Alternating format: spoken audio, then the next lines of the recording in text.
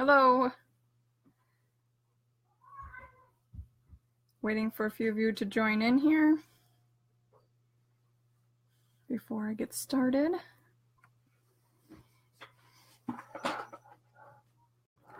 Lesson 2, Day 3 of Herbal Book of Shadows Challenge. That Zoom technology was not working again. Hello. Hi, Jennifer. Trying something new again. See, people are popping on here. Just waiting just a couple seconds here. Get my worksheets in order that I sent out. I want to show everybody. Hi, Jen. Hi, Cassie. Or maybe it's Casey. Deb, hi. All right, so just a few things before I get into the Herbal Book of Shadows thing. If you're not getting the emails with worksheets or replays, please send me an email at fullcircleherbals@gmail.com and let me know. Check your trash and spam folders as well, because sometimes they don't like these kinds of emails coming through. They're not sure if they're safe, so they filter them out for you sometimes. So check those. All the replays are still in the Facebook group right now, so when I'm done with the live, it just stays up for at least 2 weeks, so you can always see that. Yeah, and at the end of the challenge, I'll also resend all the worksheets out so that you have them in one place as well. All right. Check that off. Oh, the other thing that you might be interested in that I have going on is that I have I send out a one-page plant profile at every full moon too. So if you go to my website and look under Work With Me and drop down, it'll say free plant profiles for a year, and pop your email in there, and then you'll get them at the full moon. Hi, Lisa. All right, so I sent out a couple different things. Yesterday, I sent out a little journaling page. Looks like that. And the question is, what are some of your first memories when you realized you love plants? And what memories do you have when you felt connected to plants? So like, you probably have some memories of when you were in a certain forest or a field and you just like felt really awesome in your body and felt really connected. So that's what that journaling page is all about, trying to get back connected with some of those memories. And some of those memories will help you remember what it is about it that you want to focus on. For example, if you had a memory of being in the forest and that's your strongest memory of loving plants, then maybe you want to focus on trees. So that's kind of what the exercise of that is used for.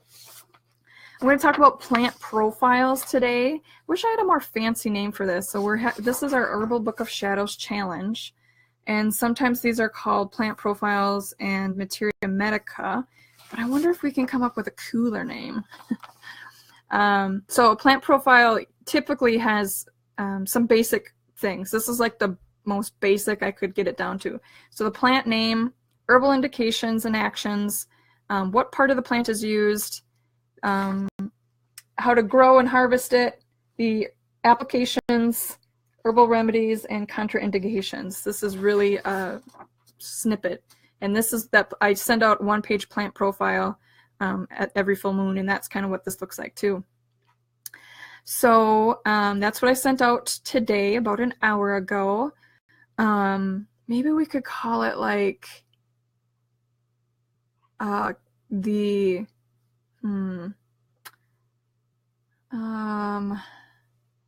plant personality guide or something like that. That's even kind of boring.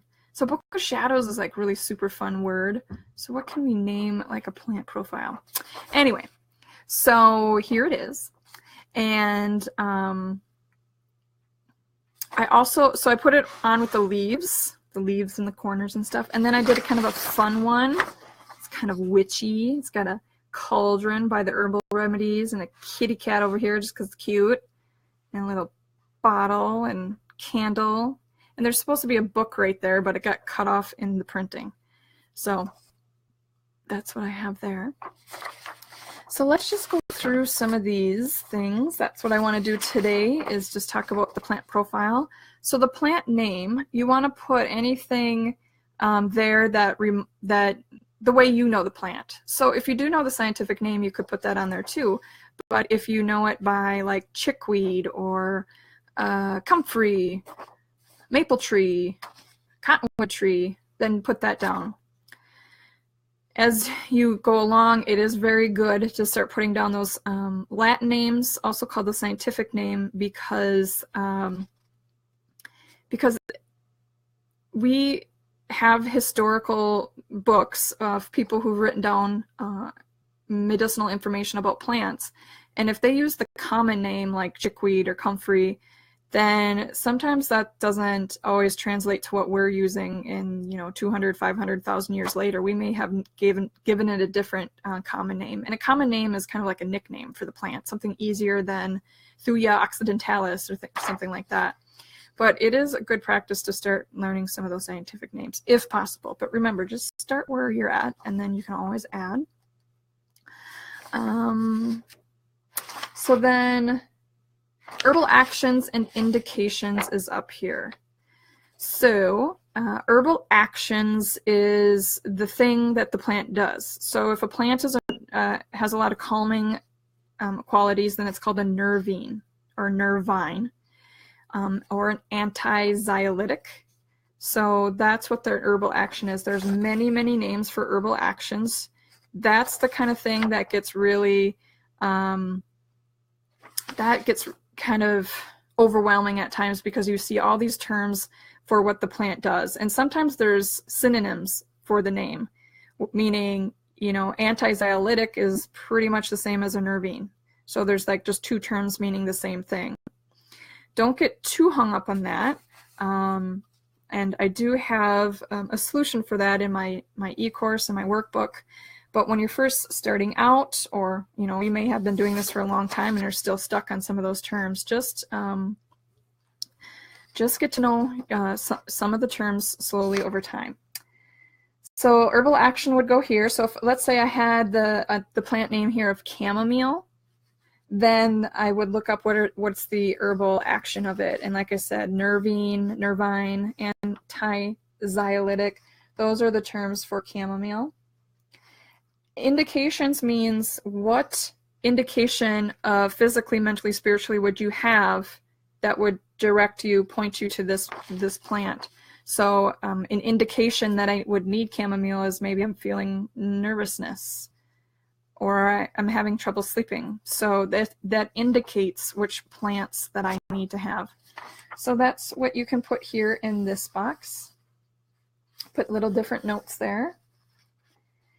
The part used is the part of the plant that gets used. Some parts of the plant, like dandelion, the whole darn thing is used, all of it.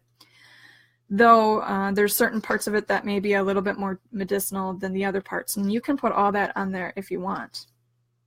So for chamomile, we would put that the flowers are what is used for this plant when it's used. Sometimes the leaves get in there too, but the main thing is the flowers.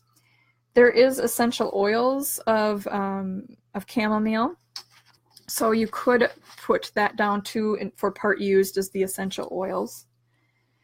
And German chamomile is usually the one that we use for teas. That's most common for German chamomile.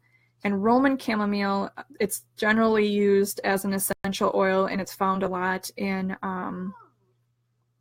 like things for soothing muscle pain and in massage therapy oils and things like that. So, you might just want to keep one for Roman chamomile and one for German chamomile too. So, or just note that on here, that there's two different kinds. I have a kitty that's trying to get up on my lap, so I'm trying to keep him off here, else he's going to make a lot of ruckus.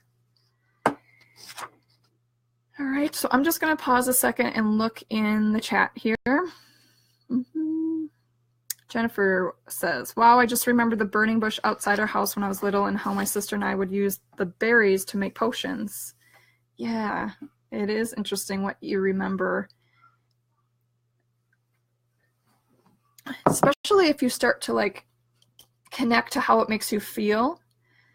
You might be able to think of how that made you feel when you were playing with the berries or the game you were playing, and that might kind of link off to other memories of that same feeling. So sometimes you start with a memory which connects to the feeling, which is great. That's always fun. I just kind of had a remembrance of the feeling as well, not just within the last couple of days.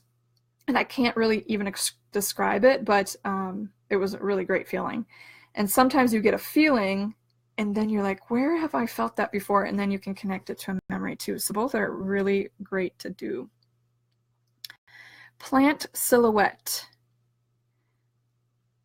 As a name for a plant profile. Yeah, that's kind of cool. And then Lisa says, growing up in South Florida, we got our snacks right off the trees and bushes. Oh, lucky. Well, we get apples. If we're lucky, we get wild plums. Those are delicious. We have raspberries and strawberries and things like that too. But man, you get some big oranges down there, I think. Those kumquats and all sorts of things. Okay, I think that's all for comments as far as I can tell right now. And let's see. Just checking things out here. All right, so then plant part used, you know, there's plants parts roots. Sometimes it's just the stem.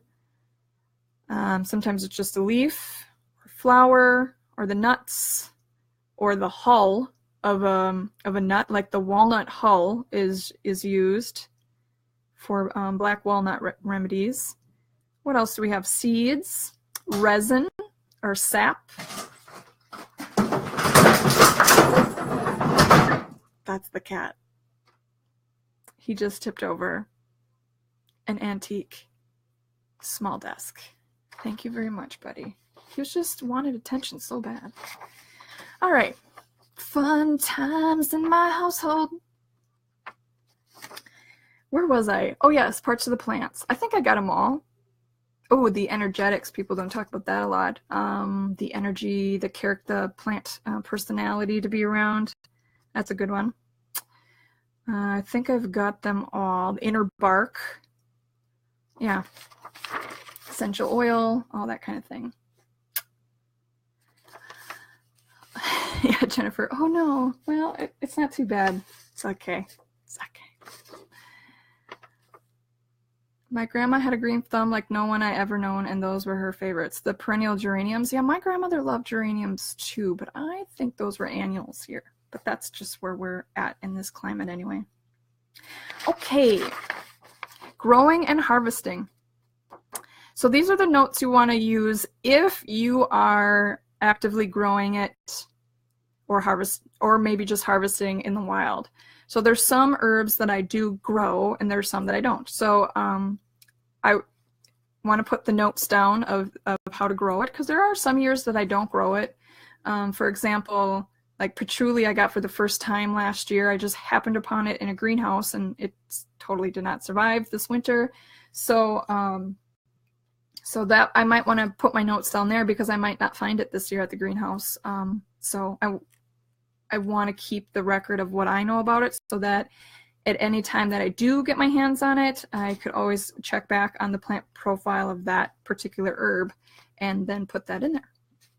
And then harvesting, again, it could be the herb that you're growing that you're harvesting, or it could be something that you find out in the woods or the field or your friend's backyard or something like that. And you harvest it regularly. You might want to put down where you've harvested it, what year, if there's any years that the bounty seemed more than usual, and you know, think of the weather pattern that year, the season, and how it was. There's some years that when it's really, really wet, really rainy spring, then certain plants flourish while others don't thrive as well. So I can, when I see this, when the spring is happening and then it's done, I can I have some idea of what plants I'm going to be able to find or which ones are going to do better than the others. So you get just to know some of that kind of stuff. Then applications. Applications is how the plant is used. So like there's a little teacup there.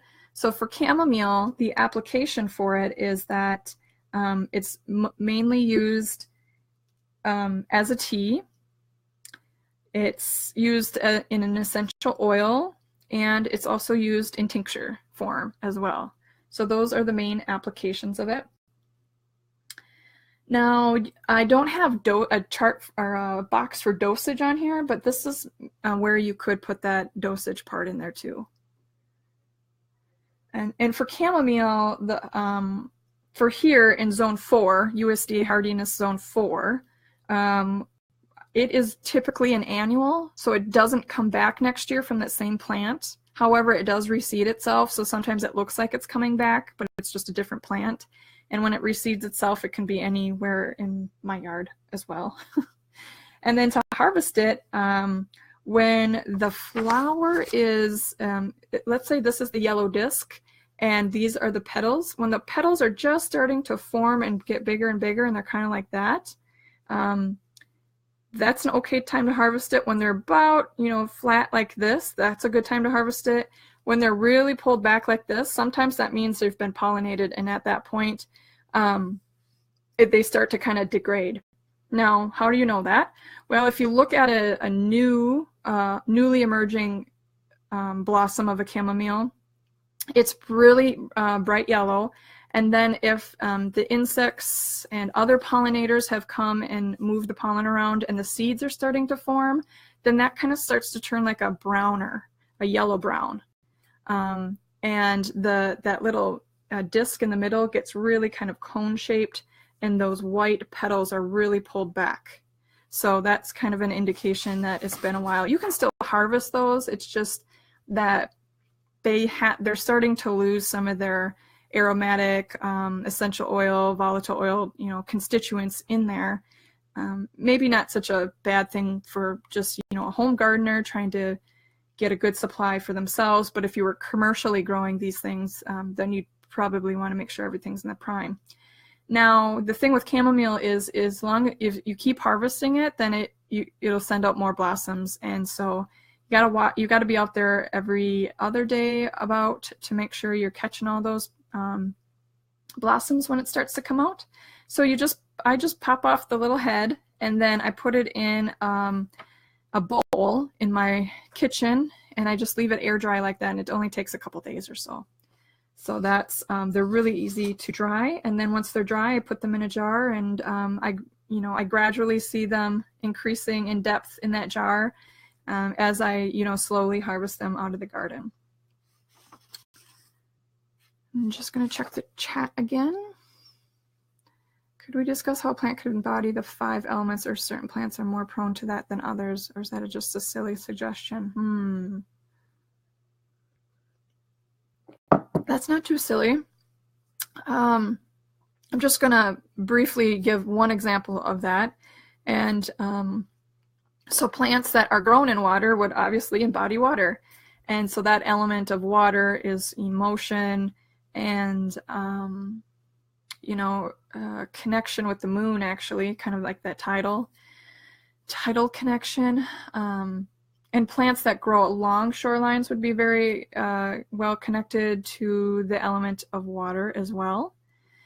So they don't have to necessarily be growing in the water to be connected with water, but they might be ones that really hold and contain water. The succulents can hold water too. So that's my brief, quick brainstorm of the 5 elements. That's something I'll think a little bit more about, Jennifer, and see if I can come up with a good lesson or so on that. But that's a good one to think of. And I can go more in depth in this too when I do my e-course about when a plant is, if the same type of plant is growing in sandier soils versus more clay soils, one of them is going to have more availability of water than the other. So they might have different kind of qualities associated with them. And certain cultures will actually name those plants different things, even though it's the same plant in the same species, genus, family, all that kind of scientific jargon. They may name those plants differently based on where they're growing. So if they have wildly different growing conditions, they may have different plant constituents and uses. You're an avid, Jennifer says she's an avid journaler and she tries to remember to write the weather each day. I tried that as well. I even made myself little stickers that said weather so that I could stick them into my journal and remind myself to write the weather. Well, that didn't stick. I didn't keep that going. I try to observe the weather every day, that's for sure. And Angie is saying jewelweed equals water. Yes, jewelweed loves to grow by water, and that thing is full of water. So if you ever smush that thing up in your hands, it's kind of mucilaginous, which means it's almost like a coating, like a lotion almost, and it's very soothing to the skin. And many people use it when they get in contact with poison ivy. All right, let's see. I am at 7:23 here. I think that what I'll do is I'll keep going on with this plant profile. So contraindications right here, that is basically anything that you want to write down about your own reactions to the plant, like you didn't like it or it made you too sleepy. So side effects could be in there. Other things like certain plants should not be taken during pregnancy. That's a contraindication. So like motherwort should not be taken when you're pregnant because it's an emmenagogue, which means it can cause periods to start or, you know, early birthing, and that's not what you want. So that's a contraindication. A lot of herbs will say, please consult your medical practitioner before you start taking this. So there's a lot of precautions on them. And then there's some that are just really benign, like pretty much chamomile. Some people are allergic to it because they're allergic to the other Asteraceae family, but it's very uncommon to hear that. I don't hear that. It's not common to hear that. You know, some people who have spring allergies, they say, oh, be careful, you might be allergic to chamomile, and they never have that issue. And then our good old box for herbal remedies. So if you find a good herbal remedy that you like that has chamomile in it, such as like a chamomile tincture, and you want to jot down how to make it, or you did make it and you want to jot that down, then you could put it in here. In my workbook and in my e-course, I do have worksheets that have a whole recipe sheet and parts on the recipe sheet with notes, so that if you change the recipe a little bit and you like it that way more, then you can put a note on there so that next time you go to make it, you can tweak that again. Also, you could just put the page number and book number or website that you found the herbal remedy on, so next time you want to make something, you know exactly where you have to go to find it. So this is very brief, and you can certainly make this many more pages, but this gets you started. And you know, if you find that you're filling up that box, you could just add another blank page behind this one, especially if you're using a binder. And then, you know, it'd be easy to just keep adding behind it, but at least you have a nice pretty sheet in front and then all your notes behind it. That's kind of fun for me. When I do things, sometimes I print the first sheet off in color of my plant profile, and then the rest are just in black and white. So I like to have a paper copy so that I can write on it. I like doing that. Though when people buy my workbook, my electronic version of the workbook, it's actually PDF fillable. That's how I have it set up, and most of my e-courses, everything's fillable too. So you can print it and have it on hand, or you can type it and then print it. And, you know, some people don't have the best of handwriting, have trouble, you know, coordinating their muscles for if they have other musculoskeletal things going on, and printing is a little bit easier on them. So many ways to use that plant profile. So let's see, no questions so far. I'll give you just give you some time to pop up any questions if you want. We're coming to a close with this lesson.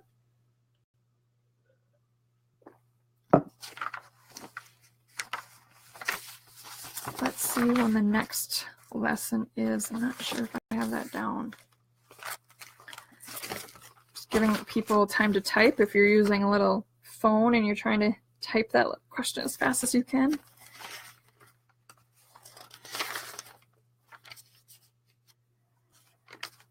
think our next one is in a couple days.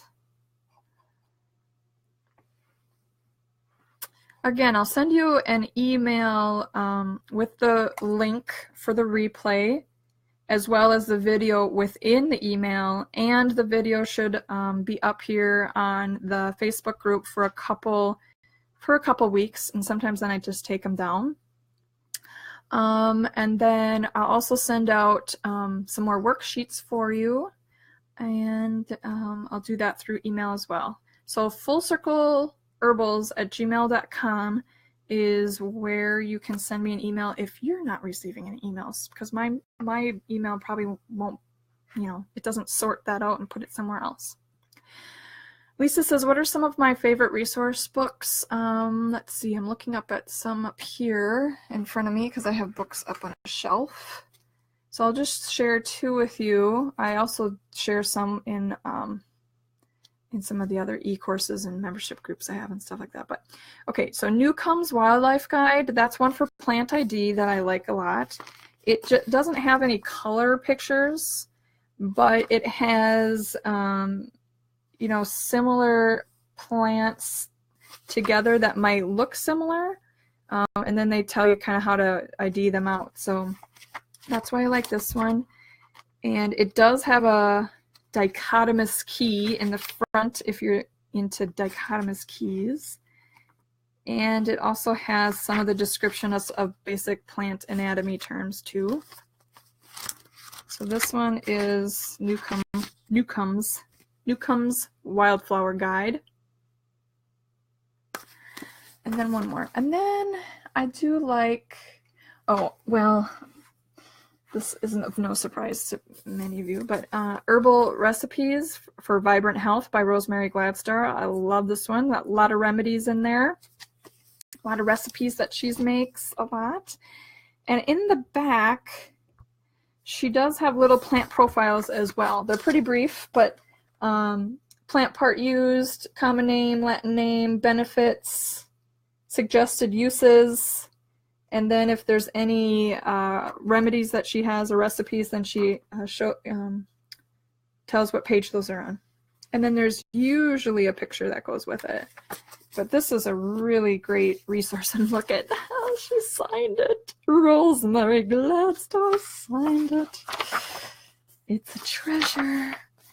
So this one is, the contents are organized by, here's taming stress and anxiety, home remedies for everyday ailments, radiant beauty for children, for women, for men, for elders. So it's a nice guide there. And let's see, Jennifer said, could you give me some helpful hints for collecting picking nettle? A bit scared of the stinging part. Yeah, so I mean, gloves would work. And the other thing about nettle is that, let's say this is the stem. Here's the stem. And the little hairs, there's actually little hairs on the plant, and they stick out. And they have like a, kind of imagine a syringe sticking out here. And if your skin gets poked by one, then that little syringe breaks open and that fluid goes into your skin. So what I do is that I just put my hands gently in there, and I usually can see a spot that's a little bit more bare. And then I push up and just break those hairs. That's what I do. And then I have a nice like bald spot on that stem, and then I can break it. But sometimes that's not practical either, because when you break it and you tip it, then your hand goes into the other ones nearby. So what you can do as well is, if there's a bunch of, stems sticking up, and you do have some gloves on, then just grab a bunch of them and then cut. And make sure you have a nice sharp scissors or knife or something like that. But I would just say use gloves. If you are, especially if you're harvesting a lot, when they're really small and tender in the spring, they're so full of water that they're really pliable. Like that little hair is just really kind of loose and a lot of water on it. So it's a little bit easier to break. As they get older through the growing season, it's like those hairs get harder and harder and harder, and I get poked quite a bit towards the end. Sometimes even just brushing up against, man, they really do sting. So sometimes I'll just wear gloves as well.